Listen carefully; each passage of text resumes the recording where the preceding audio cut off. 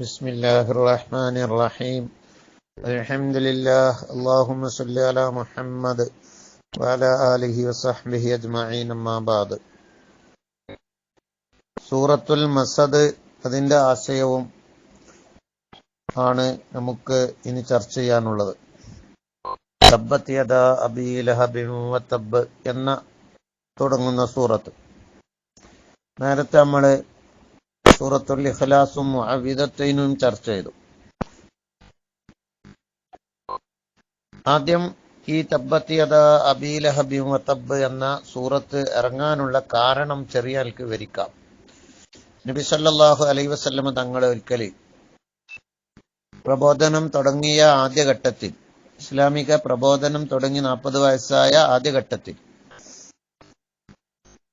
സഫ പർവ്വതത്തിന്റെ മുകളിലേക്ക് കയറിക്കൊണ്ട് വിളിച്ചു പറഞ്ഞു, ജനങ്ങളെ വരൂ എന്ന്. എല്ലാവരും ഒരുമിച്ചുകൂടി. അപ്പോ നബിതങ്ങൾ പറഞ്ഞു, യാ ബനി ഫുലാൻ ഇന്ന കുടുംബങ്ങളെ, യാ ബനി ഫുലാൻ ഇന്ന കുടുംബങ്ങളെ എന്നിങ്ങനെ ഓരോ കുടുംബത്തെയും വിളിച്ചുകൊണ്ട് നബിതങ്ങൾ വിളിക്കാൻ തുടങ്ങി. അപ്പൊ എല്ലാവരും എത്തി. അപ്പോൾ നബിതങ്ങൾ പറഞ്ഞു, അറഅയ്തുക്കും ലൗ അഖ്ബർതുക്കും അന്ന ഖൈലൻ തഖ്റുജു ബിസഫഹി ഹാദൽ ജബൽ അകുന്തും മുസദ്ദിഖീൻ. ഈ പർവ്വതത്തിന്റെ അപ്പുറത്ത് നിന്ന് ഒരു കുതിര സംഘം ഈ രാജ്യത്തെ ആക്രമിക്കാൻ വേണ്ടി, നമ്മുടെ രാജ്യത്തെ ആക്രമിക്കാൻ വേണ്ടി യുദ്ധത്തിന് വരുന്നുണ്ട് എന്ന് പറഞ്ഞാൽ നിങ്ങൾ വിശ്വസിക്കുമോ? ഖുറൈശികളായ ആ നാട്ടുകാരായ എല്ലാവരും ഒരുമിച്ച് കൂടിയ സമയത്ത് നബിതങ്ങൾ ചോദിക്കുകയാണ്, ഞാൻ അത് പറഞ്ഞാൽ നിങ്ങൾ വിശ്വസിക്കുമോ? എന്നെ നിങ്ങൾ വിശ്വസിക്കുമോ? അപ്പൊ അവർ പറഞ്ഞു, മാ ജറബന അലൈക കദിബ, നീ അല്ലമീനാണല്ലോ, നീ വിശ്വസ്തനാണ്, നിന്നിൽ നിന്നും യാതൊരു കളവും ഇതുവരെ ഉണ്ടായിട്ടേ ഇല്ല. അതുകൊണ്ട് തന്നെ അങ്ങനെ ഒരു സംഭവം നിങ്ങൾ പറഞ്ഞാൽ ഞാൻ വിശ്വസിക്കുക തന്നെ ചെയ്യും. അപ്പോഴാണ് നബിതങ്ങൾ ഈ ചാൻസിൽ പറഞ്ഞു, ഫഇന്നി നദീറുൽ ലക്കും ബൈന യദൈ അദാബിൻ ശദീദ്. നിങ്ങൾ വിശ്വാസികളാകണം.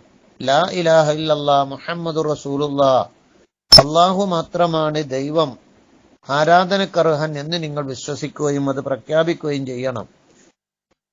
മുഹമ്മദ് എന്ന ഞാൻ അല്ലാഹു അയച്ച ദൂതരാണ് എന്നും നിങ്ങൾ വിശ്വസിക്കണം.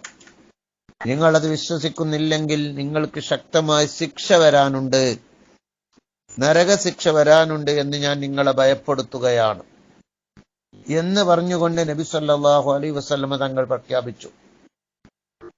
അതുകൊണ്ട് നിങ്ങൾ അൽ അമീൻ എന്ന് എന്നെ പറ്റി ഇപ്പോൾ പറഞ്ഞു, ഞാൻ കളവ് പറയില്ല എന്നും പറഞ്ഞു. എങ്കിൽ ഇതാ ഞാൻ സത്യമായ, ഏറ്റവും നല്ല സത്യമായ കാര്യമാണ് പറയുന്നത് എന്ന് പറഞ്ഞ് നബിതങ്ങൾ പറഞ്ഞപ്പോൾ അബൂലഹബ് പറഞ്ഞു, തബ്ബല്ലക്, നിനക്ക് നാശം. തബ്ബല്ലക് എന്ന് നബിതങ്ങളോട് പറഞ്ഞപ്പോൾ, ഇതിനു വേണ്ടിയാണോ നീ ഒരുമിച്ച് കൂട്ടിയത്, ഞങ്ങളെയൊക്കെ ഒരുമിച്ച് കൂട്ടിയത് ഇതിനു വേണ്ടിയാണോ എന്നും പറഞ്ഞു. അങ്ങനെ പിന്നീട് ഇതിനു ശേഷമാണ് ഈ സൂറത്തം ഇറങ്ങിയത്. മുത്തുനബി സല്ലല്ലാഹു അലൈഹി വസല്ലം തങ്ങളോട് നേരിട്ട് നിനക്ക് നാശം എന്ന് പറഞ്ഞുകൊണ്ട് തബ്ബല്ലക, നീ നശിക്കട്ടെ എന്ന വാക്ക് പറഞ്ഞപ്പോൾ ഖുർആനിലെ സൂറത്തുൽ മസദ് അല്ലാഹു ഇറക്കി.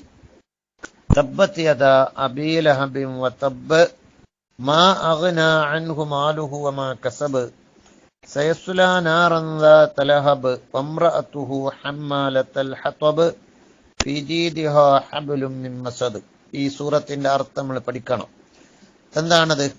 തബ്ബത് യദാ അബീ ലഹബിൻ വതബ്ബ്.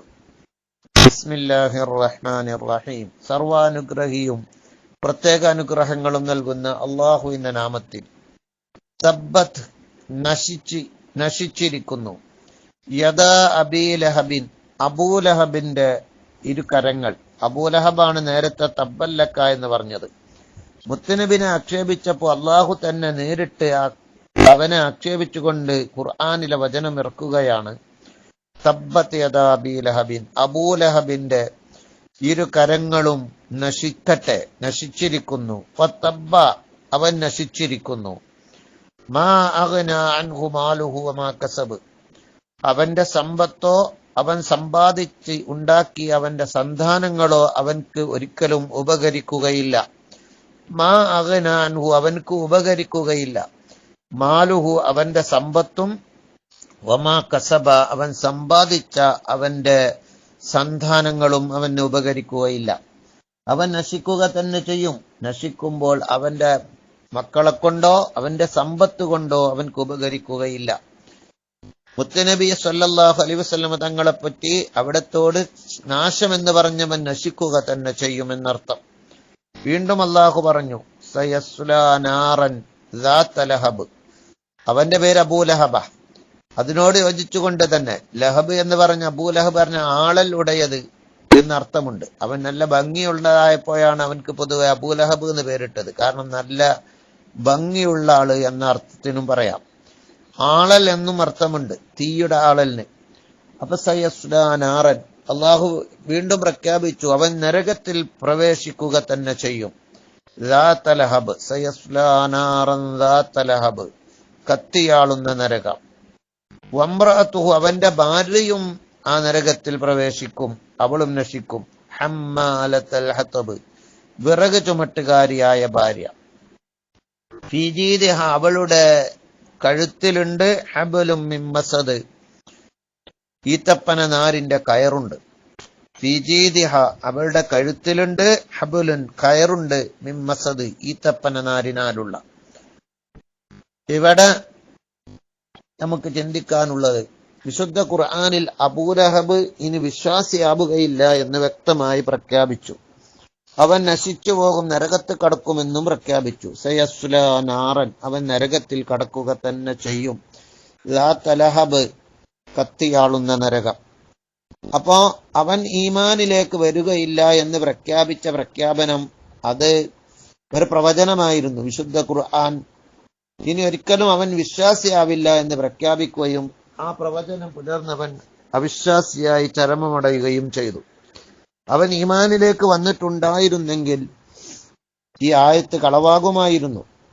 അപ്പൊ ഖുർആന്റെ പ്രവചനം അത് അമാനുഷിക, ഖുർആൻ അള്ളാഹുവിന്റെ കലാമാണ്, അള്ളാഹുവിന്റെ വചനമാണ് എന്നതിന്റെ ഏറ്റവും വലിയ തെളിവാണ് ഈ സൂറത്ത്. അതോടുകൂടെ അവന്റെ മരണം, അവൻ ബദറിലേക്ക് വന്നിട്ടില്ലായിരുന്നു. ബദർ യുദ്ധം കഴിഞ്ഞതിന് ശേഷം ഒരു സ്ത്രീയുടെ അടിയേറ്റുകൊണ്ട് അവൻക്ക് രോഗം വരികയും അവൻ മുറിവ് പഴുക്കുകയും അവൻക്ക് ധാരാളം പഴുത്ത് ചീഞ്ഞ് നാറി, അങ്ങനെ ആ മുറിവിനാൽ അവൻക്ക് വ്രണം ബാധിച്ച് പ്രയാസപ്പെട്ടുകൊണ്ടായിരുന്നു അവന്റെ മരണം. മാരകമായ വ്രണമായിരുന്നു, ക്യാൻസർ പോലെയുള്ള ഒരു രോഗം, പകരുന്ന രോഗമാണ്. ആരും അവനിലേക്ക് അടുക്കാൻ പോലും മടുത്തു. അവന്റെ ശരീരം മുഴുവനും രോഗം മുറിവും കൊണ്ട് ആരും അടുക്കാതെയായി. എന്നെല്ലാം അടുക്കുന്നവർക്കൊക്കെ പകർച്ചവ്യാധിയായി. അവസാനം അവൻ മരണപ്പെട്ടപ്പോൾ അവനെ മറമാടാൻ വരെ സാധിക്കാതെ അബൂലഹബ് അവര് ഏതൊക്കെ ആളുകളെ വിളിച്ചുകൊണ്ട് എവിടെ കൊണ്ടുപോയിട്ട് അതിന്റെ മുകളിൽ കല്ലുകളും മറ്റുമൊക്കെ ഇട്ട് കൊണ്ട് മൂടുകയാണ് ഉണ്ടായത്. ശരിക്കും അവനെ കുടിപ്പിച്ച് മറമാടാൻ വരെ അവർക്ക് സാധിച്ചില്ല. അള്ളാഹുവിന്റെ റസൂൽ സല്ലല്ലാഹു അലൈഹി വസല്ലം തങ്ങൾക്കെതിരെ പറഞ്ഞവൻ അവൻക്ക് കിട്ടേണ്ടത് കിട്ടി. അതാണ് ഖുർആന്റെ പ്രവചനം പുലർന്നു. ദുനിയാവിൽ നിന്ന് തന്നെ അവൻക്ക് അവന്റെ സന്താനങ്ങൾ അവനെ പരിപാലിക്കാൻ, മരണശേഷം പോലും പരിപാലിക്കാൻ വന്നില്ല. അവന്റെ സമ്പത്ത് അവനക്ക് ഉപകരിച്ചില്ല. അവൻ ആ ബദർ യുദ്ധത്തിന് ശേഷം, ബദറിൽ പങ്കെടുത്തിട്ടില്ലെങ്കിലും സ്ത്രീയുടെ അടിയേറ്റ് മുറിവേറ്റ് വ്രണമായി രോഗമായി നാറി മണക്കുന്ന രോഗം വന്നു, മുറിവ് വന്നു. അവൻ മരണം പുൽകുകയും ശേഷം അവനെ പരിപാലിക്കാൻ വരെ ആളില്ലാതെ കഷ്ടപ്പെടുകയും ചെയ്തു. അങ്ങനെ അവൻ വീണ്ടും നരകത്തിൽ അധപ്പതിക്കുകയും ചെയ്തു. അതോടുകൂടെ അവന്റെ ഭാര്യയെ പറ്റി ഇവിടെ പറഞ്ഞത് വംറഅതു, അവന്റെ ഭാര്യയും നരകത്തിൽ കടക്കും. ഹമ്മാലത്തൽ ഹതബ്, വിറക് ചുമട്ടുകാരിയായ ഭാര്യ. വിറക് ചുമട്ടുകാരി എന്ന് അവളെ പറ്റി പറയാൻ കാരണം നമീമത്തുമായി നടക്കുന്ന പെണ്ണായിരുന്നു അവള്. വിറക് ചുമട്ടുകാരി എന്ന് നമീമത്തുകാരെ പറ്റി പറയാം. ലാ യദ്ഖുലുൽ ജന്നത നമ്മാമുൻ, മറ്റുള്ളവർ പറഞ്ഞത് വേറൊരാളോട് പോയി പറയുക, അതാണ് നമീമത്ത്. പരസ്പരം കലഹങ്ങളും പ്രശ്നങ്ങളും ഉണ്ടാക്കുന്നവർക്ക് പറയുക, പലപ്പോഴും നമ്മൾ അറിയാതെ പറയാറുണ്ട്. അങ്ങനെ വിറക് ചുമട്ടുകാരിയായ ആ പെണ്ണ്, നമീമത്തുമായി നടക്കുന്ന പെണ്ണ് എന്ന് അതിനൊരർത്ഥമുണ്ട്. ഫീജീദിഹ ഹബലും മിൻ മസദ്, അവളുടെ കഴുത്തിൽ ഈത്തപ്പന നാരുണ്ട്, കയറുണ്ട് എന്ന് പറഞ്ഞു. അതായത് മുഹമ്മദ് നബി സല്ലല്ലാഹു അലൈഹി വസല്ലം തങ്ങൾക്ക് നേരെ അവിടുത്തെ വഴിയിൽ മുള്ളുകൾ വിതറാൻ വേണ്ടി ഇവൾ വിതപ്പന നാര് എടുത്തുകൊണ്ട് മുള്ളുകൾ പറിച്ചു കൊണ്ടുവന്ന് മുത്തുനബി പോകുന്ന വഴിയിലൊക്കെ ഇടാറുണ്ടായിരുന്നു. അങ്ങനെ റിപ്പോർട്ട് ചെയ്യപ്പെട്ടിട്ടുണ്ട്. ഏതായിരിക്കട്ടെ, ആ ഭാര്യയെയും അങ്ങനെ തന്നെ പറഞ്ഞു. നബി സല്ലല്ലാഹു ഇത് ഇറങ്ങിയ സമയത്ത് ഈ പെണ്ണ് എന്നെപ്പറ്റി മുഹമ്മദ് ഇങ്ങനെ ഒരു ഖുർആനായത്തും സൂറത്ത് എങ്ങനെ പറഞ്ഞു നടക്കുന്നുണ്ട് എന്ന നിലക്ക് നബി ആക്രമിക്കാൻ വേണ്ടി ഒരിക്കൽ ഈ പെണ്ണ് വന്നു. ഈ പെണ്ണ് ആക്രമിക്കാൻ വേണ്ടി അബൂബക്കർ റളിയല്ലാഹു അൻഹു അടുത്തുണ്ട്, കഅബ ശരീഫിന്റെ അടുത്താണ്. നബിയെ ഒരു കല്ലിന്റെ ഒരു ഘടാരയുമായി വന്നു ആക്രമിക്കാൻ വേണ്ടി. അപ്പോൾ ആ പെണ്ണ് ഒരു പാട്ടുപാടി, മുദമ്മമൻ, ആക്ഷേപിക്കപ്പെട്ടവൻ, ഞങ്ങൾ അയാളുടെ മതം ഉപേക്ഷിക്കുന്നു എന്ന് പറഞ്ഞുകൊണ്ട്. മുഹമ്മദ് നബി ആ പെണ്ണ് കാണുന്നില്ല. അള്ളാഹു നബി അവിടെ ഉണ്ട്, പക്ഷെ മറച്ചു വെച്ചു. പെണ്ണിന് കാണാൻ കഴിയുന്നില്ല. അബൂബക്കർ റളിയല്ലാഹു കാണുന്നുണ്ട്. നബി തങ്ങൾ അബൂബക്കർ റളിയല്ലാഹുവിന്റെ അടുത്ത് തന്നെ ഉണ്ടായിരുന്നു. അവൾ ഈ പാട്ടും പാടി മുഹമ്മദ് എവിടെ എന്നും ചോദിച്ച് തിരിച്ചു മടങ്ങി. അബൂബക്കർ റളിയല്ലാഹു പോയതിനു ശേഷം ചോദിച്ചു, നബി അവള് നിങ്ങളെ കാണുന്നില്ലേ? അപ്പോ നബി തങ്ങൾ പറഞ്ഞു, അള്ളാഹു അവളെ കണ്ണിനെ തൊട്ട് എന്നെ അള്ളാഹു മറച്ചു കളഞ്ഞതാണ്. ഞാൻ ഇവിടെ തന്നെ ഉണ്ടല്ലോ, അവൾക്ക് കാണാൻ സാധിച്ചില്ല. അവള് ആക്ഷേപിച്ചത് കണ്ടില്ലേ, മുദമ്മമൻ, മോശക്കാരൻ എന്ന് പറഞ്ഞുകൊണ്ട്.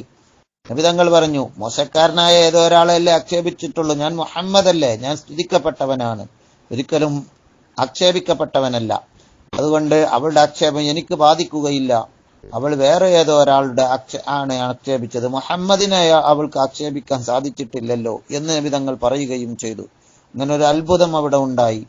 ഏതായിരിക്കട്ടെ, ഈ പെണ്ണും വളരെ ഹീനമായ മരണം വരിക്കുകയും ചെയ്തു എന്ന് മനസ്സിലാക്കാം. അതുകൊണ്ട് ഈ ആയത്തിൽ ധാരാളം ചരിത്രങ്ങൾ നമുക്ക് പറയാനുണ്ട്, മനസ്സിലാക്കാനുണ്ട്. മുത്തുനബി സല്ലല്ലാഹു അലൈഹി വസല്ലം തങ്ങളെ നമ്മുടെ നാവുകൊണ്ട് ഒരു ആക്ഷേപം ആക്ഷേപിച്ചാൽ അതിന്റെ മറുപടി അള്ളാഹു തന്നെ നേരിട്ട് പറയുകയാണ്. ഇവിടെ കുൽ തബ്ബത്ത്, നബി അങ്ങ് പറയൂ തബ്ബത്ത് എന്നല്ല പറഞ്ഞത്, മറിച്ച് അള്ളാഹ് തന്നെ നേരിട്ട് തബ്ബത്ത് യദാ അബീ ലഹബിൻ എന്ന കുൽ അഊദു ബി, അവിടൊക്കെ നീ പറയൂ എന്ന് പറഞ്ഞുകൊണ്ടായിരുന്നു. ഇവിടെ കുൽ ഇല്ല. എന്തുകൊണ്ട്? അള്ളാഹു തന്നെ നേരിട്ട് പറയാ. നീ പറയൂ എന്ന് പറയാതെ, മുഹമ്മദ് നബിയെ നിങ്ങൾ പറയൂ എന്ന് പറയാതെ അള്ളാഹു തന്നെ നേരിട്ട് ആക്ഷേപിക്കുന്നു ആ അബൂലഹബിനെ, മുത്തുനബി ആക്ഷേപിച്ചവനെ. അവനെ പറ്റി പ്രവചിക്കുന്നു, അവൻ നശിച്ചു പോകുമെന്ന്, ആ നാശം സംഭവിക്കുന്നു, അവൻ നരകത്തിൽ കടക്കും, അവൻ വിശ്വാസിയാവുകയില്ലെന്ന് പ്രഖ്യാപിക്കുന്നു. ആ സംഭവവും നടക്കുന്നു. അതുകൊണ്ട് ഖുർആൻ അമാനുഷിക ഗ്രന്ഥമാണ് എന്നതിന് ഈ സൂറത്ത് വലിയ തെളിവ് കൂടിയാണ് എന്ന് മനസ്സിലാക്കുകയും മുത്തുനബിയെ ഏറ്റവും ആദരിക്കുകയും ബഹുമാനിക്കുകയും ചെയ്യണം. അല്ലാതിരുന്നാൽ വലിയ ശിക്ഷയ്ക്ക് കാരണമായി തീരും, അബൂലഹബിന് പറ്റിയതുപോലെ എന്നുകൂടി നമുക്ക് മനസ്സിലാക്കാൻ സാധിക്കും. ഈ സൂറത്തിന്റെ അർത്ഥം നിങ്ങൾ ശരിക്കും മനസ്സിലാക്കണം എന്നുകൂടി ഓർമ്മപ്പെടുത്തുന്നു. അസ്സലാമു അലൈക്കും വറഹ്മത്തുള്ളാഹി.